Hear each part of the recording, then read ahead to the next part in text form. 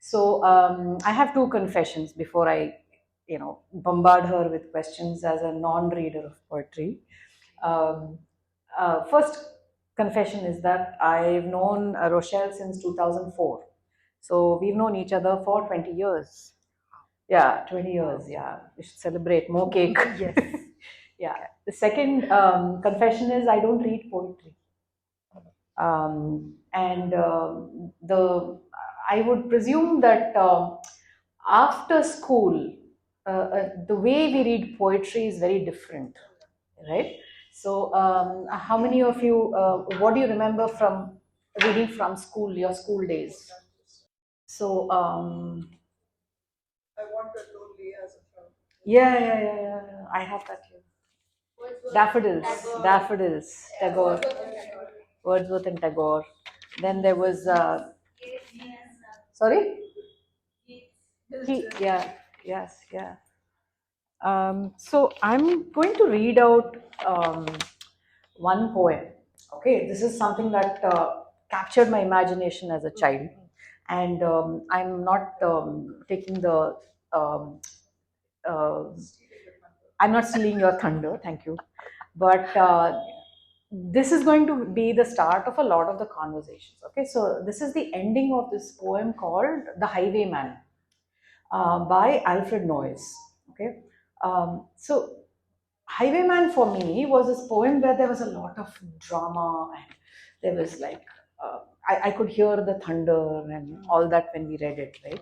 So there's stuff like, and still this is how it ends. And still of a winter's night they say, when the wind is in the trees, when the moon is a ghostly galleon tossed upon cloudy seas, when the road is a ribbon of moonlight over the purple moor, a highwayman comes riding, riding. The highwayman comes riding up to the old inn door. Wait. Over the cobbles he clatters and clangs. In the dark inn yard, he taps with his whip on the shutters, but all is locked and barred. He whistles a tune to the window, and who should be waiting there but the landlord's black eyed daughter, Bess, landlord's daughter, plaiting a dark red love knot into her long black hair. Right? So I used to love this poem because there's a lot of rhythm and cadence in it and stuff. So, what kind of poetry is that, and what kind of poetry do you write? Wow. Oh my God. Yeah. Oh my God. Okay, so first and foremost, a very good evening to all of you. And I'm so glad that I'm in conversation with Saritha because we come a long way. Yeah. And we've been, with Maya Sharma Sriram, who couldn't be here today, but she's always in spirit with us. Yeah. We used to critique each other's work, and we all were different writers, right? I mean, we wrote in different genres and all. And one thing about art before I moved to cadence and rhythm is that it's a long journey of self realizations and lots of ups and downs, like any other journey. And we make sometimes long life friends, long fellow journeyers. So it's a kind of a collective self-realization sometimes we come to. So I would like to thank you for actually doing this because different genres, yes, but the same life experiences of art, and in that crucible is where we are going to be trying to find answers. So it's almost like also what you're witnessing is two friends doing gupshup. Absolutely. Yeah, actually. Yeah. Which is why, it's as an intimate group, this is nice. Absolutely. Okay. So now that I've heard this poem, so I've never heard this poem before. And I'm not also a literature student, so I didn't hear this poem or poems in general. I never studied them. But now when I think of it, I'm hearing it for the first time, it almost seems like a thriller. Yeah. Right? Yeah. A nice dark night, rainy lane thriller. How is my poetry different? I think only only it would be the setting, maybe, in the sense not the setting but the time period. That would be the only thing different. I think I would still take a protagonist like this guy and or his daughter, and the roads are always the roads. Absolutely. The weather, the atmosphere, and the only thing that would change would be the voice. Like I would probably write it from a woman's perspective, and the road would not just be a road. It would mean danger. It could also mean freedom. It could mean many other things, because the road for a woman is different for a man, and is different for a child, is different for an animal. True. So I think the POVs would change, and maybe the vocabulary, because I think we all have a certain reservoir of words that we use as writers, poets.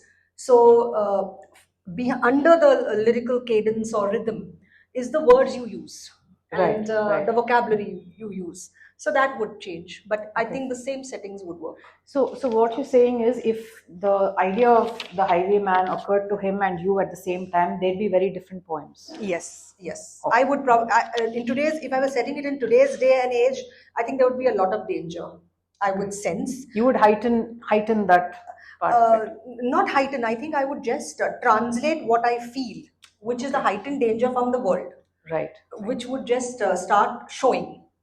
Like, in all the, how do you say, the current conversations are not just because they're conversations, because the world has changed to that place of danger, especially rampant sexual violence against women. So when you think of spaces that you occupy or don't occupy, a highway or a dark highway with no lampposts, because that happens in most part of India. A lot of the highway has no lampposts. Correct. So the first instinct of a poet or any thinker, and especially if she's a woman, is danger. Right. So you're channeling what you experience of the world into your poem. Yes. So so just that imagery would make me feel these things, and unless very rarely I could think of freedom and escape into the night. Right. Yeah. But in terms of the format, Highwayman is a poem that rhymes a lot. Yeah. So a lot of the poems I read in school, they had rhymes. So is your poetry what is called free verse? Yes. So rhyming, as far as I understand, was done for the epic poems, because you needed to remember those poems. They were orally transmitted, generation by generation, and they also became hugely entertaining, because you could do them as stage plays, you could do them on street plays, and you told children. So even nursery rhymes are for children to remember. So before print, or when a baby can't really read, you have these rhymes which work. But once you have all that, it's the rhythm that is of importance, and the rhythm comes from the phonetic resonance of words, how they put together, and it's not something that you can manipulate. It just falls in line based on the music that is inside a poet. Okay. So everyone has their own lyricism as a poet. Okay. So it becomes rhythmic in their own way. No, I have never seen any. I've never read any poetry in contemporary times also that follows the same rhythm, because the words are different of every poet. Correct. So it follows that, and only very few people can rhyme today, because rhyming is very forced. Like, today if you say rain, you want to say train, and you want to say brain, and you didn't want to say these things. You are forcing your thoughts to say that. So you're saying that the rhyming is a kind of a structure that is based on the words that are used, but here you're creating the structure from scratch, from your choice of words. Yes, and from the music. So it doesn't start with the structure, but it starts with the words that you it's a lyrical line. At least my poems start with a lyrical line that comes to me. Sometimes this lyrical line comes in the middle of the night, and you wonder, why couldn't there have been a dream recorder? Why do I have to get up to catch this line? What if it just went, but you feel guilty because you won't get it the next morning, even if you repeat it in your sleep? So there have been sometimes poems that have woken me up at 4 a.m. and said, you either take me now or don't. So what do? You actually drag yourself out of the bed, because you will forget that lyrical order of that first line. The first line, when you write, it's like a thread. It pulls everything out. That is the whole thing. And then you go off to sleep and see if you can get sleep, if you're lucky. But then the editing is the rest of the thing, wherein if you are an overwriter, you edit out some words. But that's how it works. It's a one exhalation. You never write a poem in bits and parts. Yeah. So I would assume it's free verse. Yes, it's free verse. It's free verse, because earlier we used to use metered verses like sonnets and ghazals, So there were those rules that you had to write by. So you would have like a shell and you had to fill that up. Yeah, now like you what we have call- something and build the shell around it. Yes, like the metered verses. So Right. you had, like some lines were repeating, like the refrains. Like you had a Highwayman comes third line. riding, Yes, and then you have another first line, and then it has a different sequence. Okay. We did away with that also because I think wherever there are rules for poetry, unless you can follow them, like haiku has a lot of rules. Right. Okay, because like you juxtapose two images in 3 lines. So wherever there are rules, you throw the free flowing creativity out of the box. Right. So free verse freed us. Okay. All contemporary poets. But what's the disadvantage then of free verse? That we didn't know when to stop. True. Yeah, because it was ample amount of pages, so you just wrote and wrote your rhythmic lines, and then you just didn't know where to stop. Yeah. And you forgot that less is more. Right. So at least a metered verse kept you tamed and disciplined. Okay. Yeah. Because for me, reading contemporary poetry, my problem is there's an exclamation in the middle of a line, or I don't know whether I should stop. So when you're reading a normal sentence in prose, you would read it and then there's a punctuation kept to end it. But in poetry, is it that it ends a thought and starts another one in the middle of that sentence, or how do you arrange that? So we call it line in poetry, and we call it stanzas. So not right. the equivalent of the paragraph, stanzas, paragraphs, and sentences. So I think the line breaks depend again on the poet, because what I understand is it depends on your breath. Right. Yeah. Okay. So it's not just a caesure that, like in music, there is a pause. So like in a line break or a punctuation causes the pause. And why is that pause essential? To take a breath. To take a breath, and also because the reader will take in that line like that. So actually you are regulating your breath as a writer and as a reader. Okay. And that also causes cadence and rhythm. Right. So you have to kind of be mindful only after you've put down that thought, and then you can change your line breaks depending on how the thought expresses, or that comes automatically? I think generally in the first exhalation only you mostly know that, okay, here I'm going to bend, here I'm going to bend. Okay. It's almost like a river that bends of its own. It just goes, and it's instinctively. And one more thing I must say, that when you read a poem softly, it has a different cadence, like reading slowly. And when you read it aloud, it has a different cadence. Okay. The same poem, when I as a poet perform it in different stages, the same poem changes. Okay. I don't know whether you have felt that with your book when you read your stories. The context changes. Not the context. The sound of it. Not just that. I think the way we evolve as people, right. When we are relating to our own words and work, there's something that changes. Right. Even though it's the same thing. Okay. Yeah. We will be reading. She will be reading her poems. It's not going to get. It's not just going to be me and her talking. I think how much the words sink in. Right. There's a time when your work sinks in so deep that it becomes something else. Wow. Yeah. Okay. So I'm going to pause some questions and get straight to this to Nissim Ezekiel. Okay. The poet, and so Nissim Ezekiel is probably like one of the most revered and lauded poets in India. Huh? And ununderstood, and also satirized. I mean, I think he satirizes a lot. He used to satirize a lot of using what is called the Indian English. So it feels like it's critical of Indian English.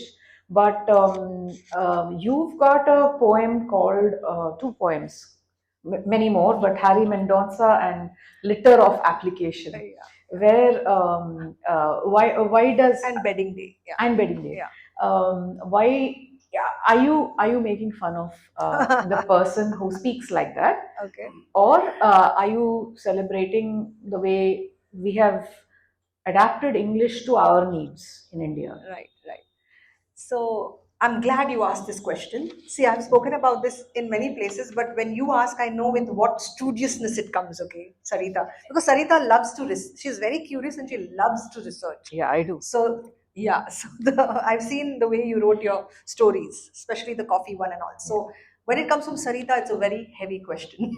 But the answer is more or less the same. That, when I'll tell you this in 2-3 ways. When I became a screenwriter, I learned about the Navarasas, because that's where you learn it the most, or you're aware of it the most. You may have heard about it in many places, but you don't use it in. I don't think when I was a short story writer, I thought about the Navarasas. So when I looked back after being a screenwriter to this manuscript that was coming out, I suddenly noticed there's no hasya rasa. There's this I'm angry. There's the sober poems. There are environmental poems. There's poems on me being a woman. There are poems on relationships, society, but there's nothing where I'm laughing. And I was like, where's that comedy? Where's the stand-up? Where's that circus? Because the Hasya Rasa is missing, and I had so fallen in love with black comedy that I even wrote my second novel is called The DaCosta Family. It's like taking all my family members and making a mess of them, changing their names so they don't know. And they don't anyway read my work, which is so nice actually. I love families who don't read what their writer relatives have written. Because you're getting me into trouble because my family is here. And they do read? They do read? They, of course they read. Oh my God, you can't do that. You can't do what I do then. You lost that corner. But so even from my funny poems like Gathering, where I have gossiped about my family, and I'll read that poem, but that's not from this book, to this DaCosta Family. So I think I started enjoying that black comedy. In fact, I wanted to think of being a stand-up poet. I want to be that, if possible, because I'm getting to that kind of genre. So coming back to this manuscript, I thought it didn't have that, and then I realized I had poems, funny poems, but they were kept somewhere else. Now I brought them. I brought Harry Mendonsa, and thankfully I remembered that I had saved it somewhere. And then I remembered Nizam Ezekiel. And I used to enjoy not only his funny poems, but even, I think Imtiaz Darkar wrote a poem on Merry Kishmish. Yeah, and you should read that. I think it's online available. And she just has this fun with Kishmish, and all that. Merry Christmas, basically. And so I always wanted to do, there was this kida, this itch. I want to also do this. So I heard the critique of Nizam Ezekiel, that while he mocked the way language was spoken by, say, the protagonist, he, at least the critics said, he also ended up becoming a linguistic elite by mocking even the speaker. So it was not just mocking the way English, they spoke their English, Indian English, but also he ended up mocking them. That was the claim. So I thought, how do I get out of this? Because I want to do that mischievous kind of thing. And then I realized, being the storyteller, you realize this actually, that the protagonist is the key. If the protagonist is mockable, you are not a linguistic elite. Okay. So tell us about Harry Mendonsa. In my poem Bedding Day, the protagonist is an asshole. So you can get away by mocking him, because who cares whether he speaks English well or not? He's a misogynist. So no one is going to say, no, you're a linguistic elite. But the other one, wherein he's a rickshaw driver, I have not mocked him. I have only mocked his English, which is whatever funny way he translates Hindi idioms to English. Yeah, and he writes a letter to the school principal. But in no way is he mocked. So I had to be very careful of this balance. So these Badmash poems, what I call them, had more hard work than my normal free verse poems. In fact, they had the hardest work, these funny poems, because I had to get that whole balance right. That's true of humor, no? It's very hard to put humor in place. Writing humor is very difficult. Yeah. And for Harry Mendonsa, I didn't have to worry, because there's nobody called Harry Mendonsa in my community. Okay. And so no one came and said, you defamed me. Okay. There was no one like that. But Harry Mendonsa's, the poem is an obituary. And he's already dead, so I didn't have to worry. He's anyway dead. Tell us about Harry Mendonsa. Read the poem for us. But that's a long one. Is it okay? Whichever you want to read. Either Harry Mendonsa or letter of application. Okay, so one is who is announcing the obituary, and the other are the gossipers. Harry Mendonsa. Harry Mendonsa, may his tribe decrease, died on a vacation in Siliguri at 98 on 27 January 2018, quite unexpectedly. He, the consumer of Amul butter, Limca, Lipton tea, lover of crackjack biscuits, Gold Spot, Parle G, an old monk and bagpiper on Christmas Eves. They found in his side cupboard 20 styles of brooms, 4 harps, 5 mouth organs, a sauce bottle that had turned black, items from the flea market, and a bag of chips from 1976. Anyway, he was the user of Old Spice, Colgate Palmolive, Dettol, Amrutanjan Balm, Borosil for burns, Dabur talcum powder, and Gillette shaving cream. They found under his mattress a diary of how he killed neighborhood dogs, Polaroids and drawings of torture of birds and cats, some occult diagrammatic stuff. Anyhow, he is survived by his son Roger, daughter Alva, grandchild Jane, wife Olga, predeceased by brother John, father James, mother Jean. Roger discovered letters with revealing phones of several women, unopened, unused gifts atop his cupboard, a box of sardonic emails for all the neighbors, a gift to be opened only after his death of a cock ring, massage oil, and vibrators. Anyhow, he was a wearer of Bombay dyeing, Bata chappals, Raymond, purchaser of Reynolds pens, Bajaj scooter, Gold Flake, was always thrilled to travel Air India on his hero cycle, the last one to sip McDowell's #1 on any child's christening. His daughter Alva found divorce papers from a previous marriage. She never knew he was married before. Also, a will where he left his garden spade for his mother in law. Anyway, Harry was born in Naigaon on January 8, 1920, a graduate of St. Agnell's Institute of Polytechnics, assistant manager at Ashok Leyland. On June 2, 1945, he married Olga, librarian and school sweetheart. On December 11, 1949, they welcomed Roger. He had 5 LIC policies and loved Doordarshan on Onida TV. He enjoyed carom and traveling to 33 villages. Problem solver, he was in-house mason, taking up difficult projects for his neighbors. Wife Olga found condoms of different colors in his drawers, porn magazines in attic boxes and banks, names in anagrams with pins which turned out to be women's names and phone numbers. A briefcase with VHS porn and lots of blue prescription pills. Anyway, an amateur badminton player at Dombivli Sports Club. He was into church activities, playing the mandolin on Saturday services. Every Sunday he ate at Sarvana, Bhavan or Murugan Idli, driving slow in his Fiat 1100, sipping Campa Cola or Duke's Mangola. A co-worker brought home his membership clubs to a sex club and subscriptions to several sexual magazines. His last words were, "I'm going to beat this. This is nothing. I've got away with murder." Anyway, he will be deeply missed by friends and family. A funeral service is scheduled for 1 p.m. on February 12th at Bardes Church, Cardnick Street. Reverend William Athired will officiate. Flowers, donations, condolences may be offered at 23rd room, first floor, St. Joseph's Colony. That was amusing.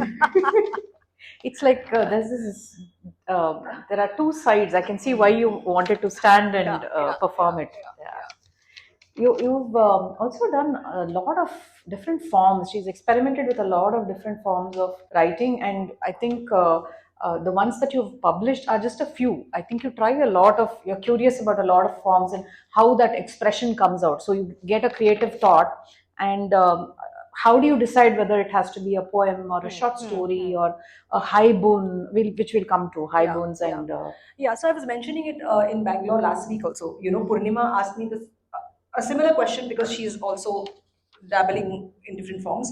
So I told her the same thing, that all these forms that are there, like whether it's whatever forms, for me, even the short story, screenplay, added, I don't look at it as forms because that's such a, how do you say, on the top border markings. And I feel that creativity is like water. Rain, it goes into groundswell, it sinks to the depths, and there all water merges into the same thing. So I feel the pool of ideation is the same. Then you decide whether you want to call it, you want to manifest it as this, that, and the other. So an idea comes with its DNA, which what it wants to be. But an idea is an idea. So a same idea can be in the haiku. A same one can be in a short story, a novel, a screenplay. Now you decide how big is that DNA. Like, is that seed going to grow into a huge tree? Then it could be even a web series. If it's going to just be very tiny but extremely difficult, it's a haiku. And I say extremely difficult because it's so difficult to balance fit those into two. that. Yeah. If it's a short story, it has a certain number of characters and twists. It won't be that wide in canvas. If it's a novel, you know that there are many other plots, points, characters. Maybe you will go back and forth in time. So the idea decides what it wants to be, Right. and how big it is. So I just have to instinctively just know that. Right. And then you put it in whatever it is. And sometimes if it residues, you put it in something else also. Okay. It's like that extra masala you make in your kitchen, and then you're like, why don't I also put it in this dish? Yeah. And fry fish with also that. So right. It's that only. Same thing.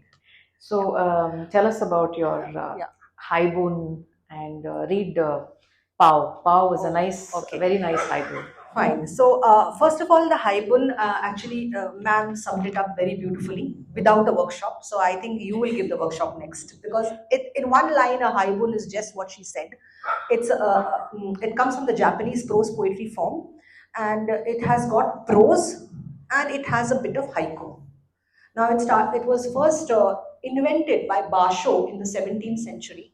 He was a Zen Buddhist monk, and he wrote his travel journals, his travel logs in lyrical prose, and he called it the Haibun. And so the lyricism again is part of not just poetry but Haibun, and the practice of Haibun teaches you to be more lyrical. Right. And imagistic, because the Japanese poetry forms emphasizes on imagery. So I think there's also the training that I have gone through just by practicing these two forms that have made me more visual and more imagistic in lyrical, because these are the tenets of those forms. So Haibun being lyrical, and it has haiku. Of course, Basho was very ambitious. He didn't know what kind of life he would live in the 17th century. How would he know? He said, write 100 haiku. Here we can barely get to write one because it's so difficult. And if you write 3, you want to go to sleep because you're so exhausted. So he said, write 100. He didn't know what life we are going to lead with traffic and technology. But yes, I'll read Pao. What is the page number? I don't have. One. Oh yeah, thank you. Because that's one thing we will never know, our own books page numbers. We will never reach that place. 140.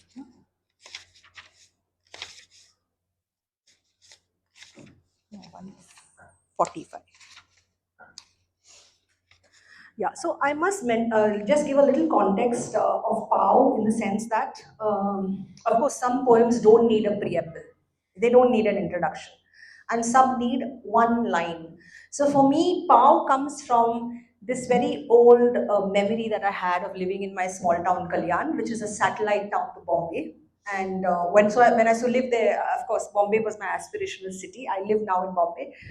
But while I was there, and if you just wore a short skirt and cycled, somebody would always tease you and say, "Hey, Pao Wali." So Pao Wali was this for the Goan Catholic community. You were the Pao Wali. It was a slang, and mostly it was never said. It was never said with endearment. It was always said with the slang or the othering. But now I make fun of that, because when you make fun of your own community, then it's okay. So I say we don't have any politics, right? So we don't have no politics. Politics. Yeah. Okay. But anyway, so this was during that time, and I remembered it much later. So I also think how sometimes writing is very telescopic. You may not write about those things when they happen, and then you remember them, and then the memory itself has changed things. Yeah, because it's a telescopic thing. You moved away from it. So Pao. Pao Wali. When I was heckled or eve-teased, it was slang for a Goan Catholic girl. Pao meaning bread. We were supposed to be bread makers, bakers, though no one in our house needed dough. Maybe roti with the smell of curry on Sunday mornings.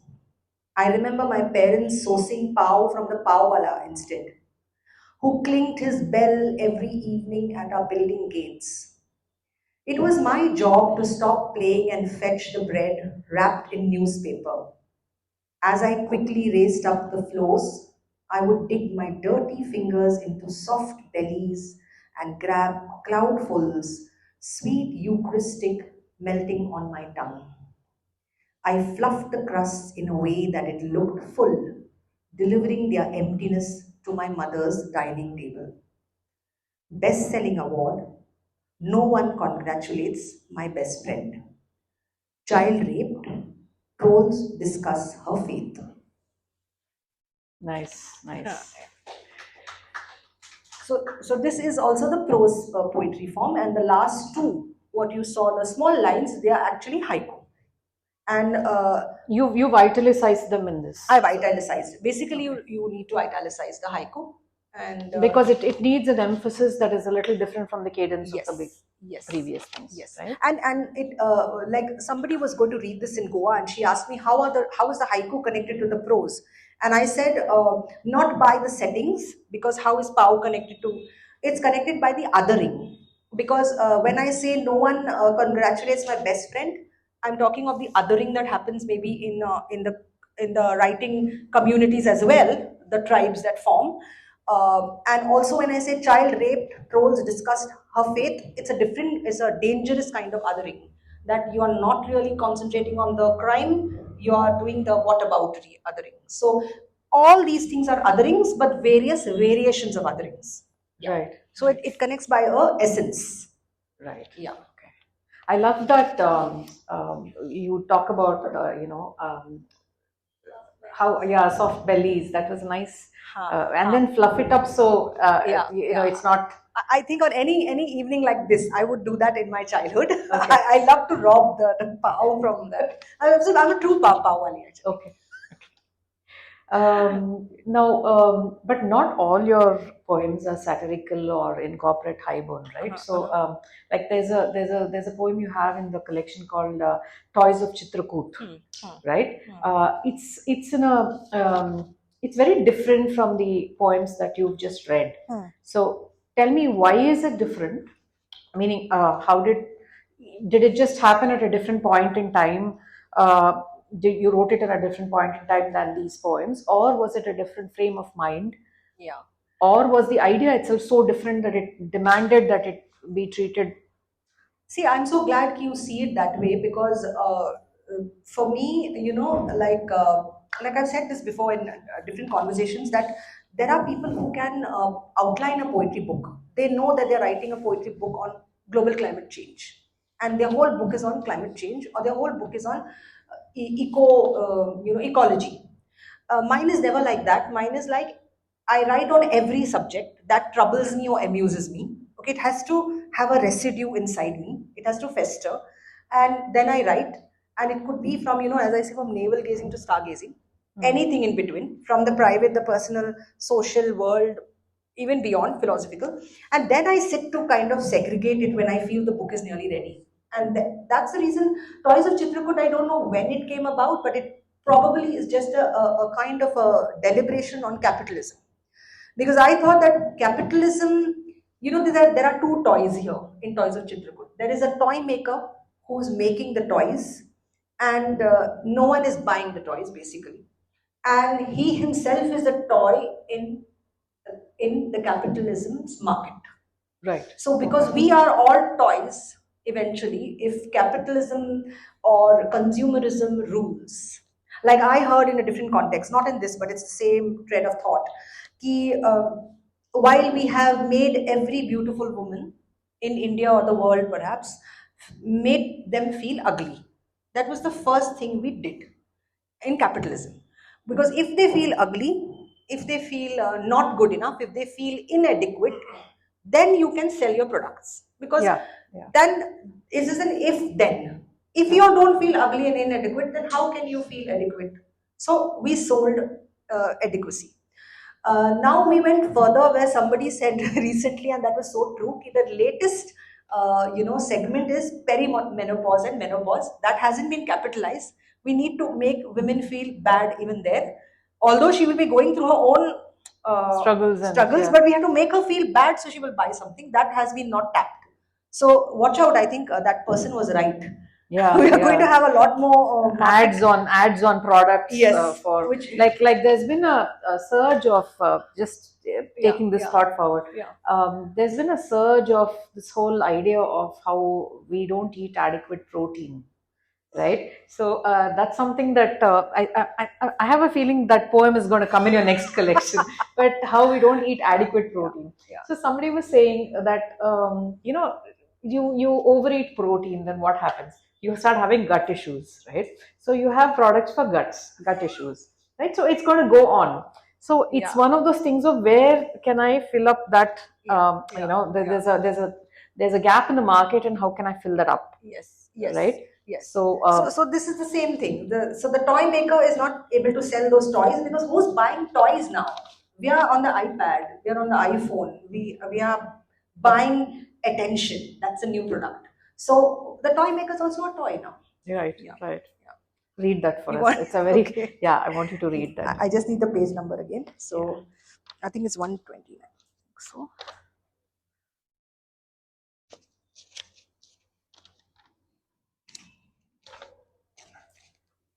Is it 120? Yeah. The toys of Chitrakoot.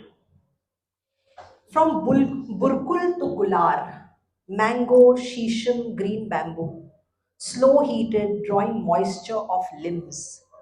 Bodies pass through lime glue, bound with tamarind seed paste. The toy maker traces features.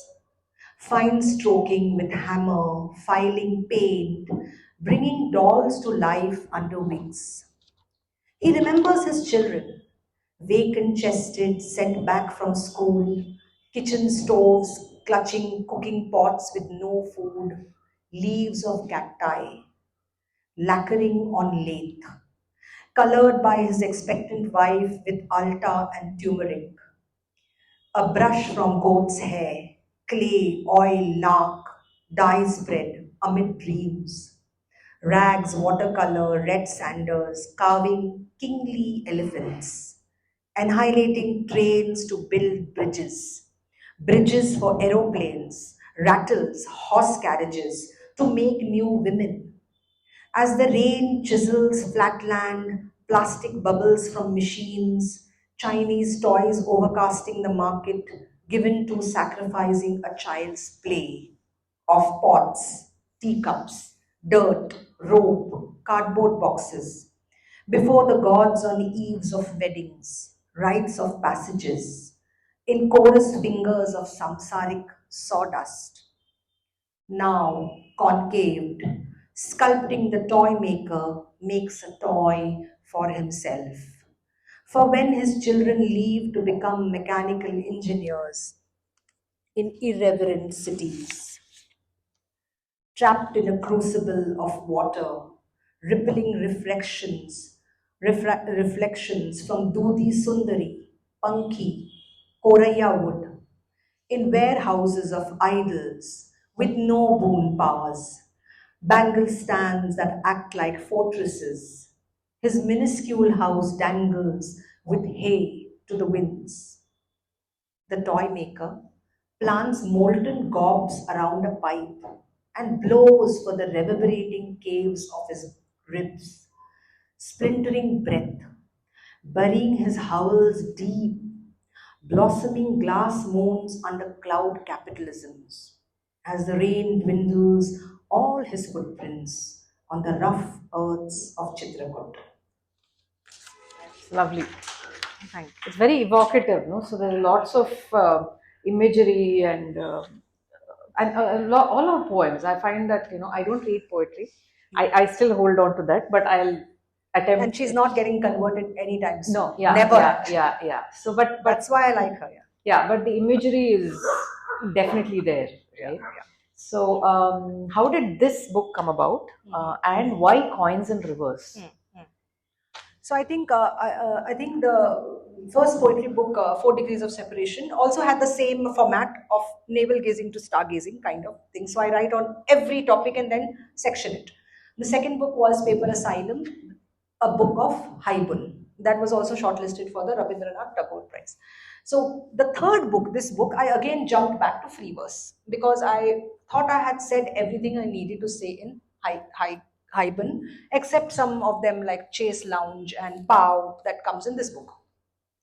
So I wrote this book, but while I was writing this book, I had become much more of a storyteller. So short stories and then novels and screenplays were happening simultaneously.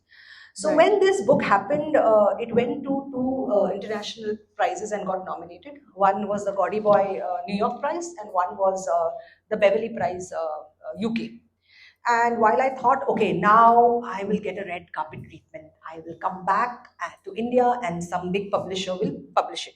And it's just, you feel that, and also not because, like I enjoy small publishers and the passion they have for our work. The only thing is distribution. You don't get all the corners of distribution with a smaller publisher. You get them with a bigger publisher. So, yeah, so I think that was one of the key things, distribution, and but nothing happened. I don't think anything happened. It didn't translate, and so I got quite I was quite annoyed by the reality of this, and there are many things to be annoyed with in poetry, but this was what annoyed me the most.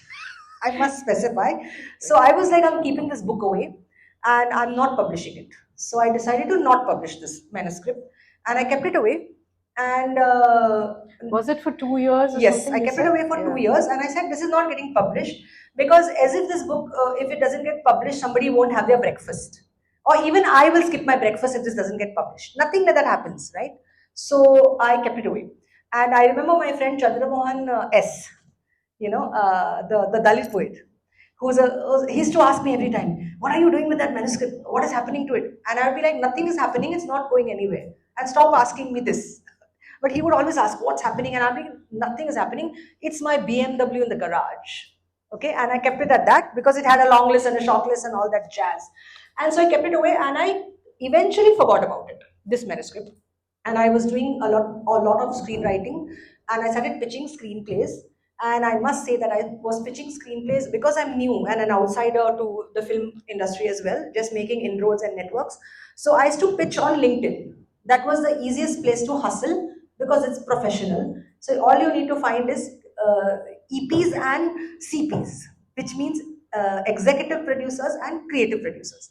So I would go to find all of these people, and I would send them, you have this, the first time you're approaching someone, only 30 words ka limit. So you have to be so careful. But I was a haiku poet, na? Don't forget. I knew exactly punch kaise marna hai. You have to do that exact punch thing. Don't waste even with hello, say hi. Okay. So all that I was doing, and I was pitching, and cold pitches. I love the hustle. You know it, right? I mean, we both are hustlers of a different kind. Yeah. And we love the hustle, okay? I also believe pehle hustle, fir fasal. Okay, so I was doing my hustle and enjoying it at that.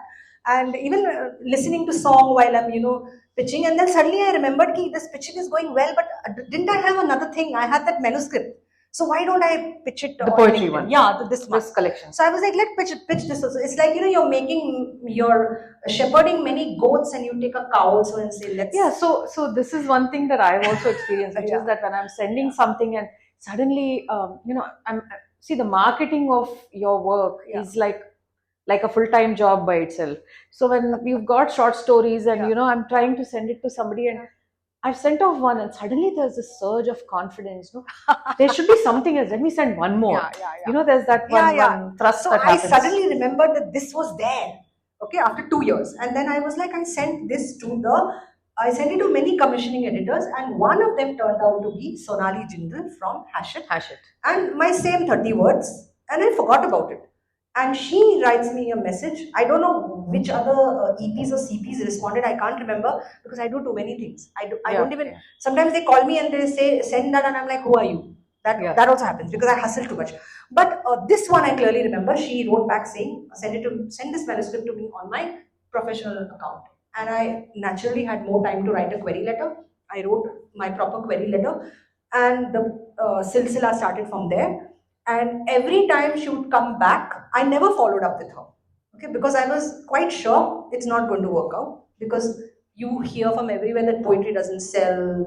you're used to that, and yet you write poetry because you love it. So, and poetry doesn't sell, it doesn't give you the money, but it gives you what money can't buy also. So there's this crazy contradiction because it gives you so much that money can't buy. It gives you peace of mind, it gives you sense and semblance of a crazy world, all that. So I wasn't expecting her to come back saying anything positive.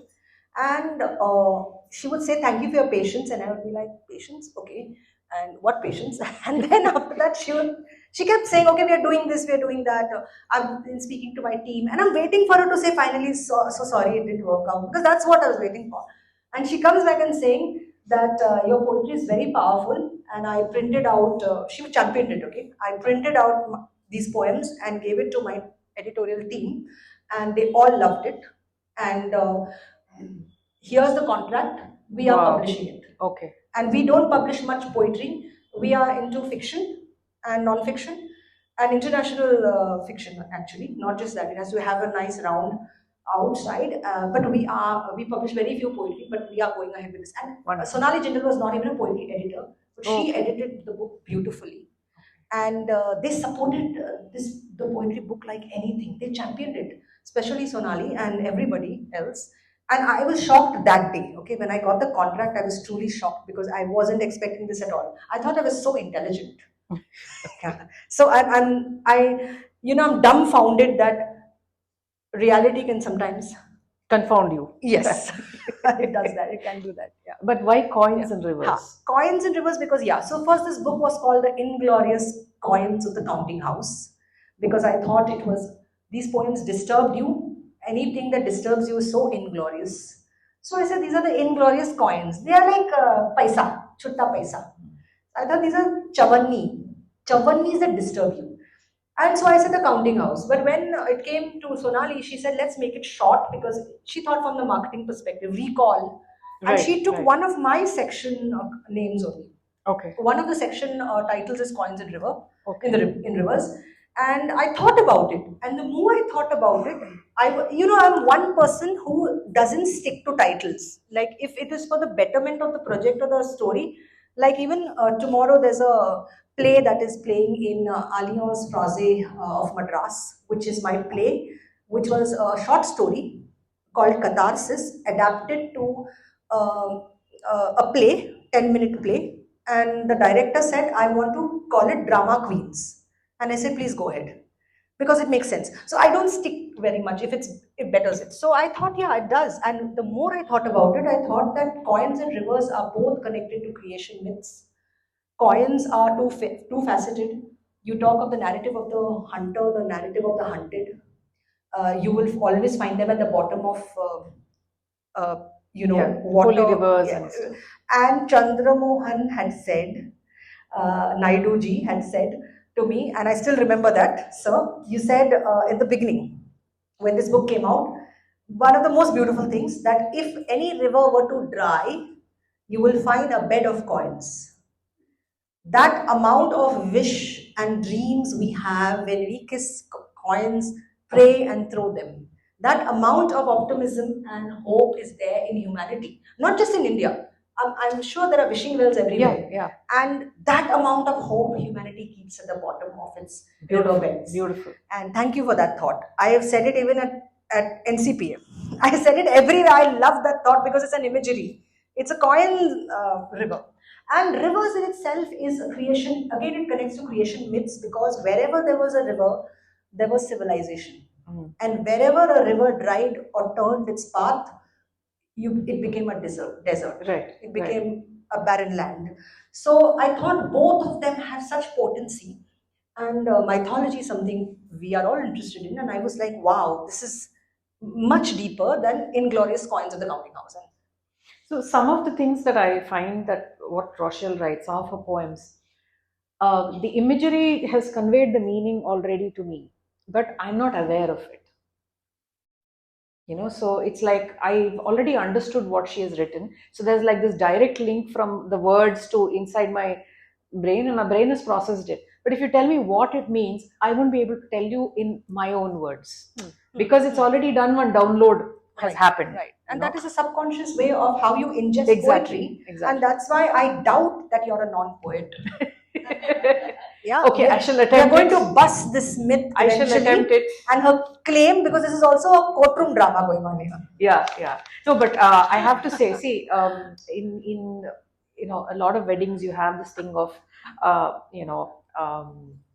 there are all these verbs that we've seen that they say, okay, so for better or worse or whatever. So for better or worse, she's my friend, and she's a poet. Yeah. And we continue that, wordlessly. Yeah.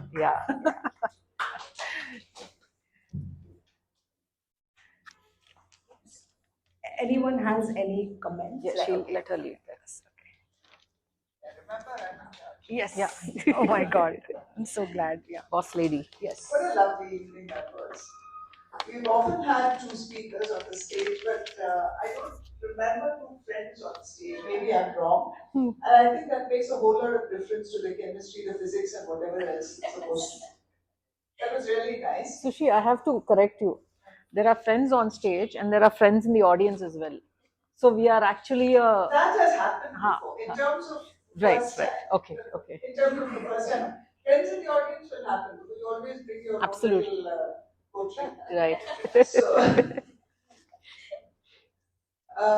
I was reminded right along when you started somewhere in the middle. My friend Arundhati Subramaniam, who's also a prolific poet, she always says, when we were taught poetry in school, the teacher always said, what is the poet trying to say? What is the poet trying to say? The poet has said it. Yeah. Now you try and understand. The poet is not trying to say anything, the poet has said it. So that's pretty much the kind of poetry we heard this evening. Any questions from the audience? I think most of you know the poet and her inquisitor. So I have a question. Yeah, Meera. Would you like the mic? Yeah, fine. Haibun, is it? Yes. And it's a mix of both prose and poetry. And is there also three words? That's my first question. And see, I've written fiction, non-fiction, what 12 books I've written. And one of them is a collection of three words called Filling Blanks. It's not structured, as I said, it's three words. But every verse has a message. So what about your poems? The one about the death that you were reading, it was it was absolutely, is that fiction or really a person was there? Because you're giving dates and the names and all that. So did it really happen? Good question. Another question is verisimilitude. How much of verisimilitude do you use in your work? I have to ask you, what does it mean? What does that mean? Reality. Reality. Oh, reality. Oh, reality. Yeah. My first book is called Mendonsa, where I write about my daughter-in-law, my son, my walking away from the house and having friction in the family, and then my, all kinds of characters I bring in. So people, when I meet them, they say, how is your son? How is your daughter-in-law? Right. I don't have any. Yes. Wow. That is Wow. Right. That is so convincing, so I'm happy that they believe what I write Yes. as reality. Yes. Got it. I got it. Thank you for your question. So the first one, yes, Haibun is prose poetry, but it has its free flowing sentences. So lyrical, but it has its paragraphs. And the question on I can only say it this way, Harry Mendonsa is a bit of storied. It's storied because it has some fictional dates, places and all. But I think when I became a short story writer, and I think I was a short story writer before being a poet, somewhere my poetry is also contaminated with storytelling. So there'll always be characters, there'll always be settings, there'll be some event. So the story, in fact, Manglesh Dabral, I don't know whether you've heard of him. He was a Hindi writer. He's no more. He told me once outside Sahitya Academy, Chandigarh, I remember, he said, you're one of the few poets who can write stories in poetry and can do it very well. But I think somewhere I am both, and somewhere the story enters poetry, somewhere poetry enters. So that. And the third question, I do remember once I was writing a story on Bangladesh, and I had never been to Bangladesh then.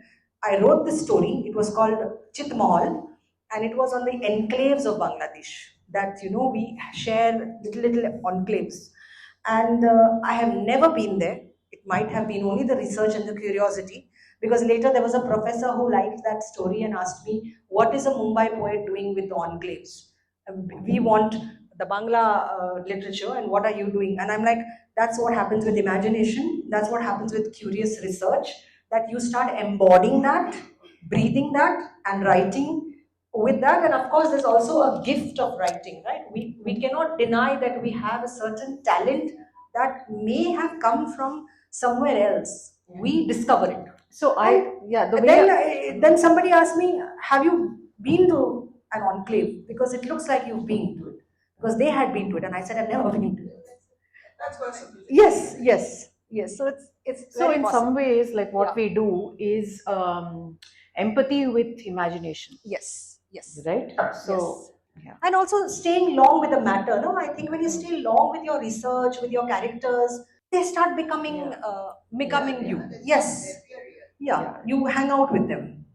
Any other questions? my father wants to ask a question. Yeah, please. See, when I started in the schools, these poems were very popular. And then slowly, the trend was changing over the years. As we progressed to this area of this mobile technology and all those things, people, they have lost interest in subjects like these poems. Then one question is, how to rekindle this desire to listen to poems or read the poems. That is one point. And second point, whether the present newspapers or weekly editions and all those things, So why can't they make a small effort to put it in a weekly, just in one short poem a week, so that it will rekindle the reading of these poems. Third thing is, in the present world situation, which is the area in the world where traditionally they are still maintaining to read these poems. Suppose your poems is written in India. Supposing how do they like in other countries also? This is my question. Wow, thank you.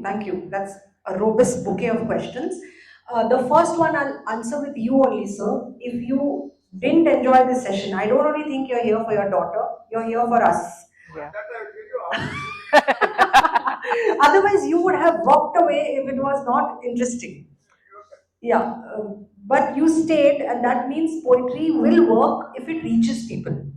It will. It doesn't reach because you need backers. When something is, fragile, a form, we can't only look at it commercially. So again, the capitalistic world, again, commercial. Does it sell? Does it not? We need investors who will back it first and then question it later. So that sometimes is there, sometimes is missing. I think Hachette was there with this book, but we need a lot more backing. And it's so nice you want poems to be in newspapers. Even I wonder why not. Even to get a review of this book in a newspaper, we had to wait for so long. So there is a lot lacking, and I wish it was. And I think currently Instagram and Twitter, especially Instagram, has taken over the Insta poetry, which at least is bringing it out, shaping it through new technology. Now, how good or bad, that every art can discuss, but it's at least democratizing and bringing poetry out rather than just keeping it in books. Poetry films can do that, and even poetry readings. Like, I'm glad that I came here, and thank you, Jayanti, and thank you for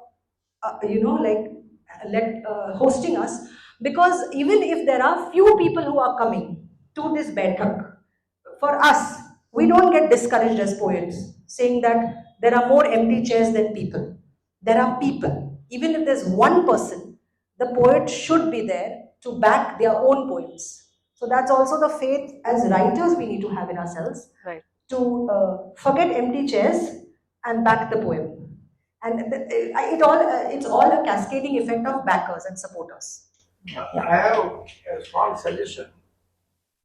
See, why can't the airlines, especially going internationally, but the wrong journey. So this can be introduced through them as a giveaway so that it will spread and then they have a lot of time on parents. Basically, you want to imprison them with the seat belt and get No, and he's saying there's less attention span to read a story, correct. but you because you don't have because that's a good thought because you're not distracted by your mobile. You can't access your mobile. And also the films you can watch to a certain level, but you can read a small poem. Thank you. Yes. Yes. That's one of your channels. Yeah. We hope. I think we need to. She has a question. It's cheaper and easier to. Yeah. I'm loud enough, I think. So I have a really relevant question. You said you didn't study English literature in college. So what did you study? Yeah. That's okay. That's the main question. Yeah. And the segue question is, how do you teach poetry when you go to teach at the University of Iowa, for example? Right. So I studied commerce and I did my MBA in marketing and advertising, which I didn't use because you see the book marketing is still like at nascency. So I didn't use. That's on poetry. Yeah? As a non-reader, I can tell you that that's on the poetry. It's not your lack of marketing efforts. Okay. Oh, I thought it was that. Okay. Yeah. I thought books in general because I've been talking to all the bookstores and asking them about the footfall and all that. From Kunzum to Pagdandi to every place. And they said post-pandemic, readers don't want to come to the bookstore. They want to just online order. So there's a different reader behavior, whether it be poetry, whether it be fiction, whether it be anything, it's books in general. And so I didn't do anything much with book marketing except get gyan like this, okay? But I've not done much. How do I teach? I teach because I think, and I'm not sounding boastful here, okay, so I must say the caveats. I'm not being immodest, I'm not being boastful. Please be immodest, please be boastful. We have to do all that. Because as women, we're always told, right? You are boasting. Yeah. Don't be so immodest. Be modest. So that's why. I'm getting that all out of the way. Yeah. So getting all that out of the way. Yeah. So getting all that out of the way, I feel that I'm a very good learner, a very innate learner, and I have learned that your learning curve can be exponential, and you need to believe in your potential. And there are many who do not believe in their potential or the learning curve to be exponential. So we all are learners, but we don't learn enough because we don't think we can learn enough. So these are the two things, and I could learn self-learned, self-taught poetry and short stories and novels. It was only in screenplay when I reached it. I took some organized learning help and self-learning. So when I know that you can learn exponentially and create exponentially, you can become a teacher who teaches others to do that exponentially. So yeah, that's a personal experience thing. It's and not, it is true. Yeah. So I can teach anybody if they have even a little skill and art. I can teach them the craft. They need to have art and heart, and I will teach them the craft. I believe you can turn anything around if you allow the exponential potential you have, and we do not unleash it. We never unleash it, even sometimes till the end of our lives. If you unleash it, because our mind is so magnificent, you have never been in touch with the magnificence of your mind. We are stuck with every other thing that's around us that pulls us down. But once you understand the magnificence of your mind, it will unleash to the point. I was just mentioning it last week in Bangalore, that I fear that the ideas I have, if I die before that, what happens to those ideas? Yeah. Hi Rochelle and Saritha, that was amazing. We had a blast. So I want to go back to, I'm a literature student, so guilty. But I want to go back to Nizamus Deal and your, Harry Mendonsa poem, because that was very powerful, and I'm glad that you're continuing this very rich, literary traditions, and you're doing your own take on it. So my question is that in India, English is not just a language, it's a marker of immense privilege, and the way it's spoken, the correct English, the proper English, it's a marker of caste, class, privilege. So when you're writing poems that use pidgin English or Indianized English, how do you navigate these minefields of caste, class, privilege? So I would love to because that was one of the criticism for Nizam Yes, as yes, well. true, So, yes, sure, sure. Thanks a lot. And just before I answer your question, the books are there behind a tiny little pillar. So if you want to just graze there, like you do this, what is it, food grazing, the book grazing, please do check the book out. As I mentioned a little bit of the answer already, that I think the biggest criticism for Nizam Ezekiel's poetry was that he mocked the person who spoke that language, or the pidgin English or whatever, while he was while he was having fun with the poem. What I did is I wanted to do it, and I just needed to crack the protagonist. The protagonist is the key. So if it's Pushpa, you're mocking Pushpa perhaps, right? And even the soap and all that, you come out, I'll show you, and this and that. All the people are being mocked. Here I just saw that what is the latitude and longitude of the protagonist. Like I said, in Betting Day, if you read, I have bashed the misogynist in a small way, okay? But I have bashed the misogynist because here there's no need. When you're a misogynist, your caste creed doesn't matter because you have only one creed, that you are a misogynist. Then you are in a different league, right? A low league. When you're any other, like any other intersection, I think if you're doing a funny poem, you need to be only empathetic about not mocking the person, but only what their traits are. It is possible, but you have to take that decision before. Not why you cannot do it when you're writing poetry, because unlike short stories, which you can think, you can intercept if you're going here and there. In a poem, you exhale once. So I cannot stop and then say, nee, nee, nee, nee, this line, that line. I have to do. So I have to think before, okay, where do I place, where do I start my poem? What do I, so if the person is like, as I said, the rickshawala in litter of applicants into a school principal, he is not being mocked. He is in fact very cheeky. He's like saying that after I win Korpati, I'm coming back to school, teach me English for Wifa and me, and send my son to, because we are going to play Korpati.